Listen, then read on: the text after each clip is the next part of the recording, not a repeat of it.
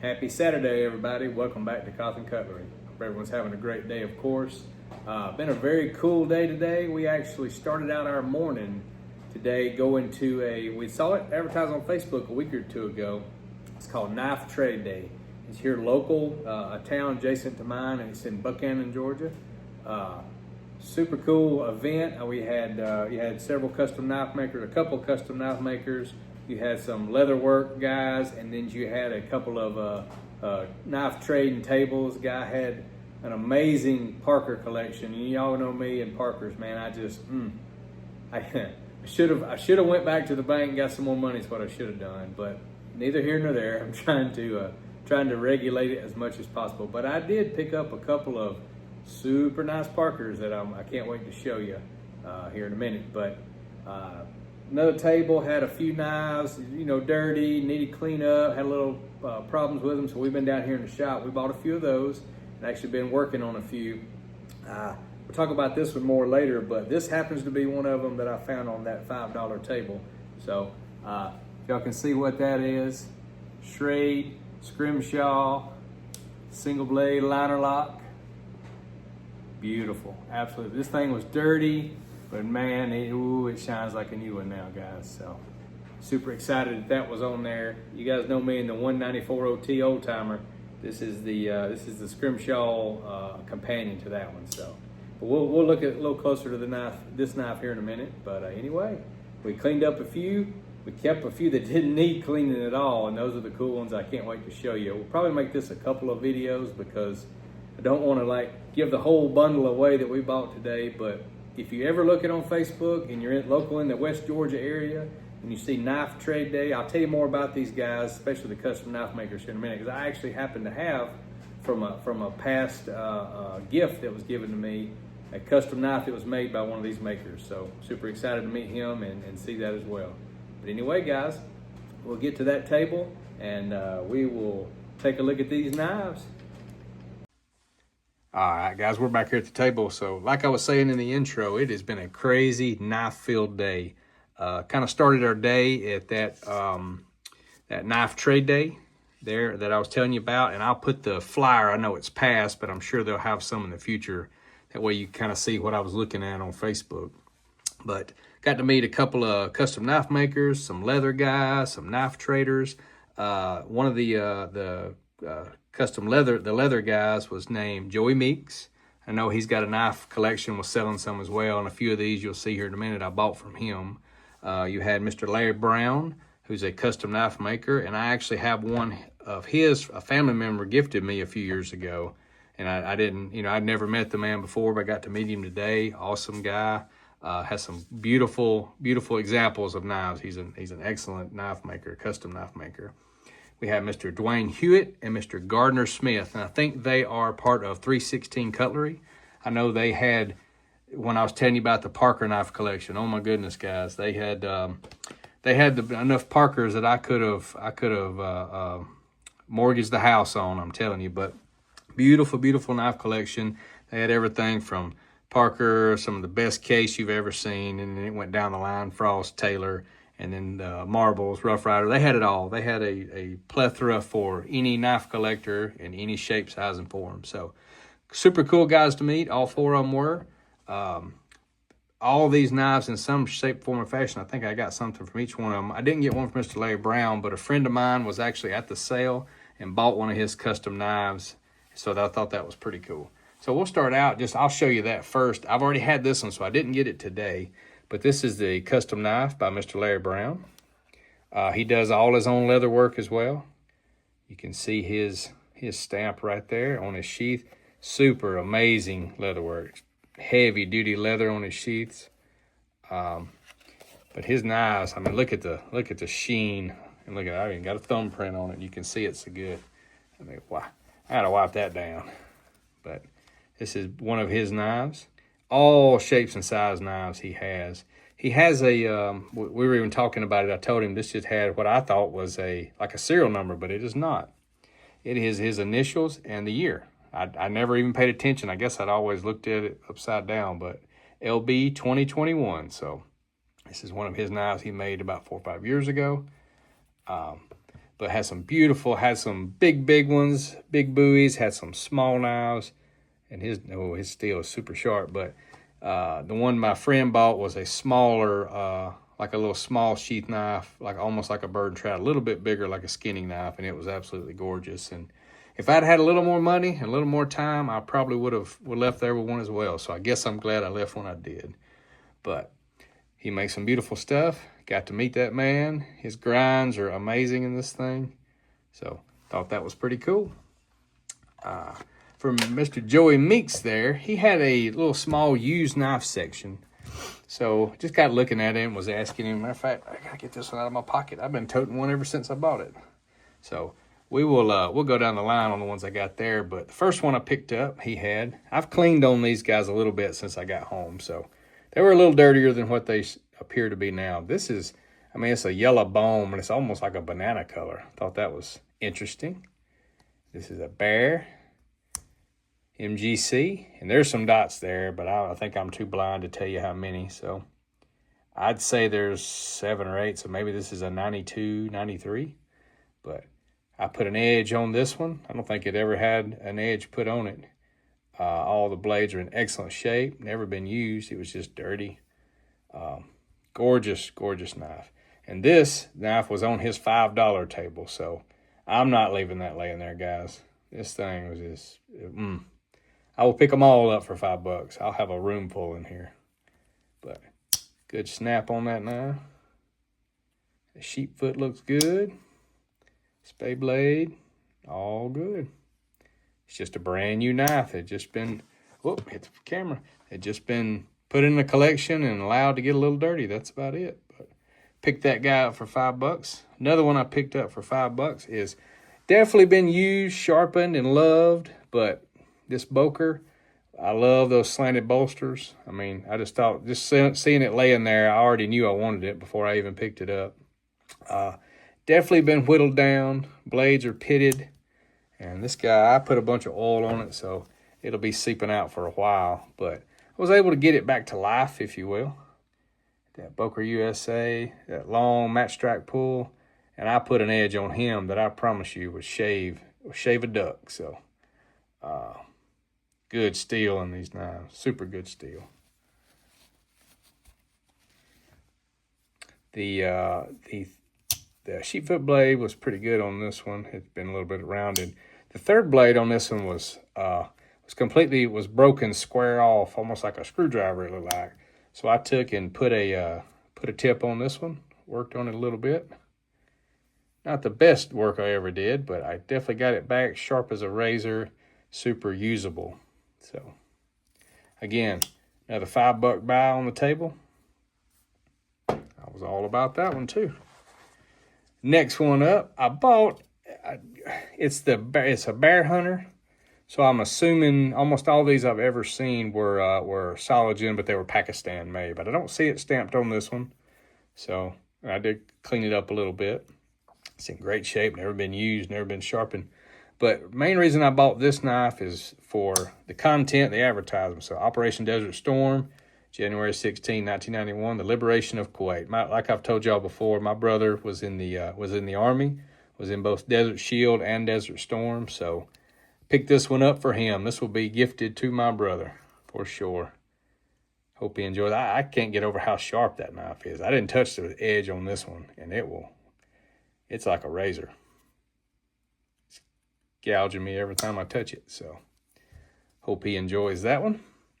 And the last one I picked up on the $5 table is, it's the first one I picked up and asked about, because you guys will see here in a minute. I've actually already showed it to you in the intro, but you guys know I love, love, love the Schrade single blade liner lock knives. I just do. They're just the excellent toter. In my opinion, one of the best toting knives that you can have.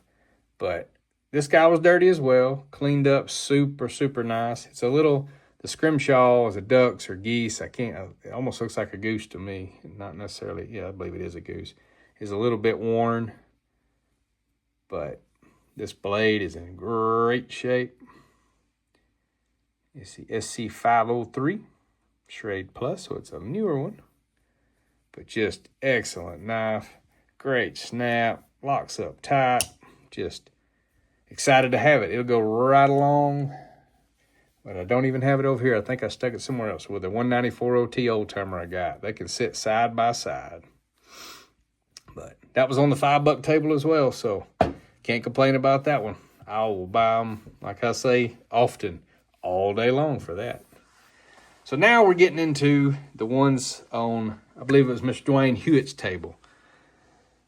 Parker Extraordinaire, out the wazoo. I'll be honest with you, I ran out of money pretty quick because I couldn't decide which ones to get. There were so many variations, and we know that Parker Frost and Frost have a million different variations, but almost everything he had in the collection was Appaloosa bone, stag, or a couple of ones that I'll show you, interesting ones. So, and red bone too. He had several red bone.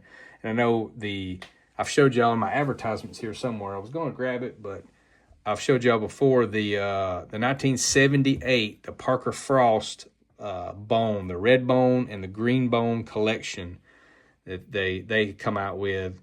I think Schrade was, I know Schrade was involved in that whole scenario as well. It's some of the best looking bone, in my opinion, that you can get. It rivals early 70s case bone to me. It might even some instances be better. But he had a couple of those. He had a couple of the gunboat canoes in the red bone. Love those. That the Wolstenholme, I think they are, but they're Parker Frost. I was excited about those, but I have one, so I put it back.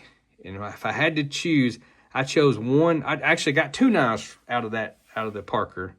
The first one I got, I'm going to show you this now.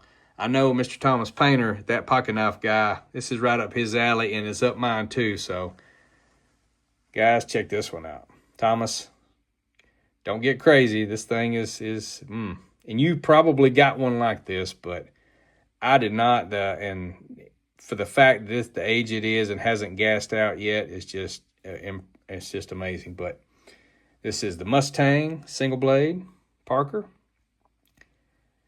And that celluloid is just the shiniest. I wish I could get more light on it. It twinkles in every single angle. But I just could not leave that one laying there. He made me a good deal on this one and another knife I'm about to show you. I thought it was a pretty good deal, so I just couldn't let it pass, guys. This beautiful, beautiful Parker knife. Oh, proud to have it in the collection. It will be here a while unless something better comes along, but just absolutely gorgeous. And the next one I got is actually when I was telling you a minute ago, that 1978 Parker Frost and Schrade line that they came out with, the bone. I have not seen one of the. I've seen the red bone in person and the Delrin ones. They made a few saw-cut Delrin ones, but I have not seen the green bone one in my hand in person. And oh my goodness, guys, look at this Stockman. You can see that Parker Frost badge on there, that shield. This one's got a little light sharpening, but that green bone is just, I couldn't. I put it in my hand and I kept on looking because I couldn't put it down, guys. It's just, to me, was that beautiful. I have not cleaned. I have not done anything to this knife. I was going to take it back down here as soon as I videoed and get some oil on it. But see that? Parker Frost, USA. And there's the, my birth year, of course, is one of the main reasons I want this set, but also I want the set because they're just great knives. But this is the 1978-2. It says Schrade on it there. You can see a little bit of light sharpening on that edge. But otherwise, this baby. And it hit my finger. I'm surprised I don't, look there. It tried to open me up. I should have known better. Little bit more sharpening on the sheepfoot blade. Not too bad. And I think with a little bit of oil, it's still got snap, but with a little bit of oil, this thing's going to pop your hands off. A little bit of cleaning. I see a little dirt right in there. I can get that out, no problem. Matter of fact, I just cleaned a bunch of them just like it. So, but beautiful. I mean, this in my mind, if I could base my entire collection off a knife line, it would be probably these right here. Absolutely gorgeous. But I wasn't done there. Kept looking at his knives, knew that money was about to get low real soon. Tried not to take much just because I knew what was probably going to happen. So I ended up buying a China-made knife from Mr. Hewett, and I don't normally buy them, but I see on all the channels, and I've wanted one for years. I've always wanted an elephant toe knife. It's just one of my ambitions. In the wild, out trading and things like that, I have not run into one just yet that was USA made, and a case and a K-bar, so on and so forth. But he had these marbles knives sitting there, and I had seen one like this gifted to someone, I can't remember which one, on the channel the other day. And when I saw that laying there with that bone that it has, and I know it's China made, I know it's salty, guys, but I just had to have it. I love this thing. Came with a box, the zip pouch like they do. I never owned an elephant toe or a sunfish or anything of that nature, so I was excited to get this one. Super excited. And this one was, I think I ended up, I made a little package deal with it and the next knife I'm about to show you. But in money-wise, I think I give like $15 for this knife. So it's got more bone than $15 in my opinion. This thing is a fat boy. But beautiful, beautiful knife. One of these days, I'm going to run into one of these guys out in the wild that's USA made, case or otherwise, and I'm going to snatch it up like nobody's business. So, but got that one as well. And the last one I picked up today is, we've talked about rigid knives. I've got one. You can kind of see the rigid box back here in the back. I have seen this knife on eBay and different places. I've never actually pulled the trigger and bought one, and I didn't know what it actually looked like in person. But when I saw it laying there on his table, I got excited, guys. Check this guy out. Look at this. Big old knife. It's just my fingerprints all over it. Beautiful wood handles on it. You can see the pattern on that blade already. What's awesome about it is, check that out, guys. Look at that seam. That is incredible. Got that beautiful script rigid tang stamp. See that? Big monster of a knife. I fell in love with it. I'll be honest. It was probably going to go home with me no matter what. And when he gave me the price on it, I put it in my hand and I just kept walking and started looking, trying to package some knives together. But it was probably going to go home with me either way. But you can feel every little, it's all trees. You can feel every little bump of the trees in that blade. Just gorgeous, gorgeous knife. Clean, brand new. Just been shuffled around and scuffed a little, but otherwise perfect knife. So super excited. That was going to be a display piece. We will probably get a some kind of stand and open him up just so you can see the deer pattern on there, because that's just too cool not to look at every day. But anyway, it was a great day, guys. It was a good day in the knife community, the knife hunting world. That show was cool. Can't wait to do another one like that. I'm going to kind of start following those guys, keep track of them. I think they're from Dallas, Georgia, as I believe where they home base at. And I may be incorrect, but I believe that's true. I'll try to get in touch with them on Facebook or somewhere else and kind of just befriend them and just keep up with them, see where they're at, and make sure that I visit each and every time. All right, guys, the only other thing we're working on today, we won't get it done today. I told you we were working on the case trapper project, so we got it blown apart. We've got it cleaned, the first round of cleaning anyway. But remember, this is the one that we're going to single blade, and we're going to put that Shatton Morgan blade made by Queen in it. So we're going to do the unthinkable to a case and put a non-case blade in it. But that project's coming. I'm actually waiting on some pinning material. Is the only reason it's held up right now. But anyway, guys, thank you so much again for tuning in. Thank you so much for the channel support. I love this. Days like today make me as a knife collector excited, and I look forward to each and every time I get to do something like that. it's got me looking now for knife shows and different things. And I know Ellaville's coming up. I don't think I'm going to be in town when Ellaville hits. I'm only about an hour and 45 minutes away to 2 hours. And I truly wished I could make it there to the Knife Doctor show, because I know it's awesome. And we'll have all of you guys, or many of you guys, there at that show. I would love to meet you. I truly would.